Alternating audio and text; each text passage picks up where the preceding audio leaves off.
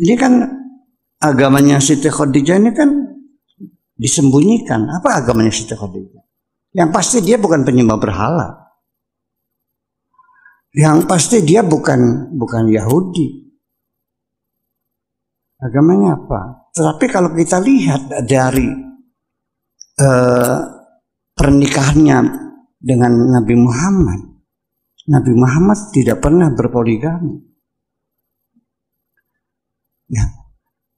Di Jazirah Arabia, Yahudi berpoligami. Penyembah berhala, musyrikin juga berpoligami. Orang Islam berpoligami. Yang tidak berpoligami agamanya apa? Assalamualaikum warahmatullahi wabarakatuh. Alhamdulillahilladzi anzala ala abdil kitaba wa lam yaj'al lahu iwaja. Asyhadu an la ilaha illallah wahdahu la syarika lah wa asyhadu anna Muhammadan abduhu wa rasuluh. Qala Allah Ta'ala fil Qur'anil Karim, a'udzu billahi minasyaitonir rajim. Bismillahirrahmanirrahim. Wa may yabtaghi ghairal islam ad-dinan falan yuqbala minhu wa huwa fil akhirati minal khasirin. Sadaqallahul azim. Pertama-tama dan terutama marilah kita bersyukur kepada Allah Subhanahu wa taala yang mana telah memberikan kesempatan kesehatan kepada kita semua sehingga kita dapat berkumpul di tempat ini dalam melaksanakan suatu taklim. Mudah-mudahan Allah tetap beserta kita. Dan tak lupa juga selawat dan salam kepada junjungan kita Nabi besar Muhammad sallallahu alaihi wasallam. Allahumma sholli ala Muhammad wa ali Muhammad. Allahumma sholli ala Muhammad wa ali Muhammad. Datang pertanyaan dari Bapak Ruslan. Ustaz, saya sekarang dalam keadaan keraguan karena menurut pernyataan Buya Syakur bahwa istri Nabi Muhammad sallallahu alaihi wasallam Siti Khadijah itu bukan beragama Islam atau tidak beragama Islam. Bagaimana Ustaz? Setahu saya Rasulullah mengatakan dia adalah wanita, termasuk wanita yang terbaik. Ada 4 wanita yang terbaik kata Rasulullah. Pertama yang menyatakan Allah dalam Quran yang namanya Maryam binti Imran. Yang kedua Asyah istri Fir'aun. Yang ketiga Khadijah istri Rasulullah. Yang keempat Fatimah Zahra. Saya yakin bahwa mereka ini adalah orang yang suci. Mana mungkin menurut saya dia bukan Islam. Bagaimana penjelasan Ustaz yang sebenarnya? Assalamualaikum warahmatullahi wabarakatuh. Sebagaimana yang dikatakan oleh Pak Dahlan memang benar. Ini adalah wanita yang mulia, ada 4, ya. Dia dari beliau inilah, dari rahim beliau lah yang melahirkan Fatimah Zahra sampai ke seluruh imamnya dari beliau. Mana mungkinlah orang yang akan menentang Allah, orang yang akan menentang ke Nabi akan bisa nikah dengan Nabi? Tak mungkin. Takkan mungkin Nabi menikahi orang yang tidak seakidah dengan dia. Sedangkan tujuan Nabi bukan sekedar hawa nafsu.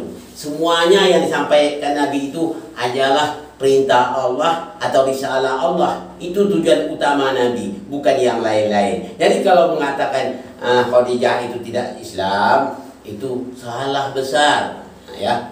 Jadi salah besar. Saya dah mengatakan dulu, salah besar. Kenapa? Dalam Islam sudah dikatakan oleh Allah di dalam surah Ali Imran, wa may yaftaghi ghairal islam ad-dinan fala yuqbala minhu wa huwa fil akhirati minal khasirin. Barang siapa yang mencari selain dari agama Islam, maka ditolak semuanya, maka di akhirat termasuk orang yang rugi. Mungkinkah yang namanya Khadijah istri Rasul itu termasuk orang rugi, sedangkan dia sudah dijamin oleh Allah ke dalam surga? Nah, itu jawabnya dah jelas, bertentangan dengan perjalanan Rasulullah Sallallahu Alaihi Wasallam. Ya, tak mungkin Rasulullah menikahkan mengambil istrinya orang yang bukan seakidah dengan dia atau orang yang bertentangan dengan Allah dan bertentangan dengan kenabiannya, itu tidak mungkin, tidak benar, mustahil. Dan jelas yang namanya Khadijah itu agamanya Islam, maka itulah dia berserah diri kepada Rasul, maka Rasul menjadikan dia istri itu. Kalau dia bukan Islam, mana mungkin Rasul mau menjadikan dia sebagai istri, ya, untuk jelasnya. Jadi bagaimana pandangan menurut apa? Menurut katanya Buya Sakur, bagaimana katanya Rasulullah itu masalah pernah kompromi dengan dengan pendeta tentang kenabian, itu adalah kabar yang tidak benar, kabar yang bertentangan dengan ajaran Allah Subhanahu wa taala. Itu ya. Apa contohnya?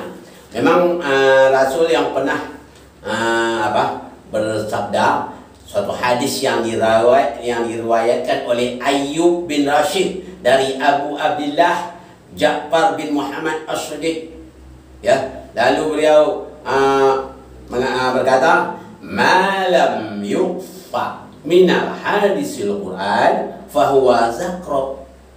Apa saja hadis yang tidak sesuai dengan Quran, maka itu merupakan satu bohong. Jadi kabar yang dibawa itu kabar bohong. Kenapa? Tidak sesuai dengan ajaran Allah, tidak sesuai dengan Quran. Nah, itu makanya Quran itu fungsinya Furqan. Nah, jadi kalau kita maklum juga, kena siapa kan sudah saya jauh hari sudah saya katakan dia belum matang tentang Al-Quran itu, kita harus kita memahami itu dulu masalah akidah. Bagaimana berpegang teguh dengan Al-Quran itu harus kita paham betul, baru kita menyampaikan masalah ini. Kalau tidak, terombang-ambing kita, ya. Hadis lain pernah juga Rasulullah mengatakan, ya, dari Abu Abdillah Imam Ja'far Shadiq juga pernah mengatakan, sesungguhnya pada setiap hak terdapat hakikat, maka setiap kebenaran terdapat cahaya. Ambillah apa yang sesuai dengan Al-Quran, jauhilah apa yang bertentangan dengan sunnah Rasul. Nah, jadi itu kita harus tahu, ya. Begitu juga Imam Ali mengatakan, Ali Amirul Mukminin berkata bahwa beliau pernah mendengar Rasulullah bersabda, jika sampai kepada kalian hadis yang saling berbenturan dan berbeda kandungannya, itu bukanlah dari aku. Walaupun dikatakan bahwa orang mengatakan dari aku, adapun hadis yang menguat, saling menguat, itulah datangnya dari aku. Nah, gitu jelas. Jadi apabila bertentangan,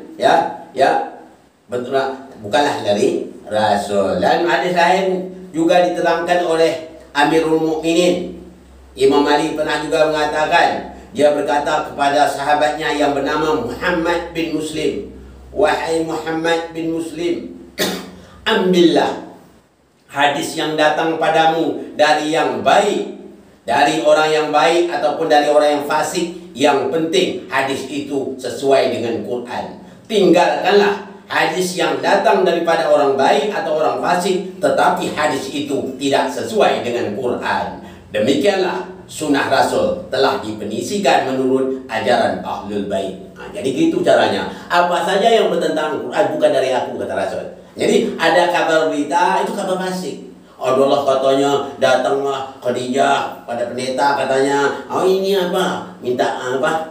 minta satu pendapat tentang itu. Itu ada berita-berita yang dibuat-buat saja, ya. Itu harus tahu. Dalam ayat lain juga ada mengatakan, di dalam surah Al-Baqarah ada juga mengatakan, ya, walan tardo anka yahuddu wala nasaro hatta tattabi'a millatahum qul inna hudallahi wa huwa huda wala ittabaqta ahwa'ahum ba'dallazi ja'aka minal ilmi ma laka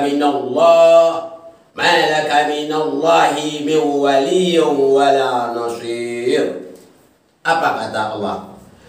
Dan orang-orang Yahudi dan Nasrani tidak akan ridho kepada engkau Muhammad sebelum engkau mengikuti agama mereka. Katakanlah, sesungguhnya petunjuk Allah itulah petunjuk yang benar. Jika engkau mengikuti keinginan mereka setelah ada kebenaran, maka Allah berlepas diri daripadamu. Jadi Allah tidak akan menolong. Jadi siapa yang tidak mau ikut ajaran Quran, maka dikatakan oleh Allah, Allah berlepas diri. Allah tidak akan menolong mereka. Nah, jadi kita berbahaya itu. Jadi yang boleh kita ikuti apa? Allah dan Rasulnya, ikut Qurannya. Nah, jadi tak mungkin ya. Jadi Khadijah yang dikatakan memiliki agama lain itu suatu mustahil, tidak masuk di akal ya. Nah, itu yang paling pentingnya Pak Dahlan. Mudah-mudahan Pak Dahlan juga